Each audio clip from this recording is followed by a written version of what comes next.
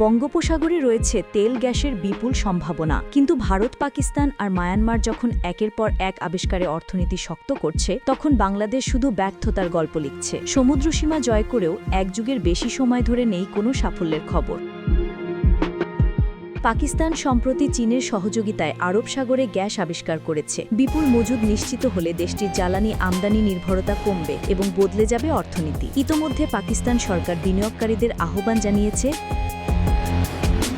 ভারত গত বছর গভীর সমুদ্রে আবিষ্কার করে বড় তেল গ্যাসের খনি। অন্ধ্রপ্রদেশ উপকূলে পাওয়া এই খনি থেকে প্রতিদিন ৪৫,০০০ ব্যারেল তেল ও ১০ মিলিয়ন ঘনফুট গ্যাস উত্তোলনের সম্ভাবনা রয়েছে। এতে ভারতের বার্ষিক সাশ্রয় হবে ১০,০০০ কোটি রুপির বেশি। মায়ানমারও ২০১২ সালের সমুদ্রসীমা বিরোধ নিষ্পত্তির পর বাংলাদেশ সীমান্ত ঘেঁষা এলাকায় কয়েক ট্রিলিয়ন ঘনফুট গ্যাস পেয়েছে। এখন শুধু নিজস্ব চাহিদা নয়, চীনেও রপ্তানি করছে দেশটি।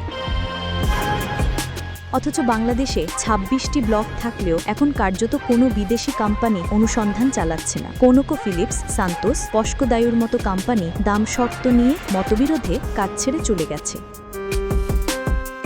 বিশেষজ্ঞরা বলছেন, দ্রুত নতুন দরপত্র আহ্বান করে অনুসন্ধান শুরু না করলে বিদেশি বিনিয়োগের আগ্রহ আরও হারিয়ে যাবে। সরকারও স্বীকার করছে, প্রফিট শেয়ার মার্জিন ও জরিপের তথ্য ঘাটতি নিয়ে সংশোধনী আনার পর এবছরই চেষ্টা চলছে নতুন করে দরপত্র আহ্বানের।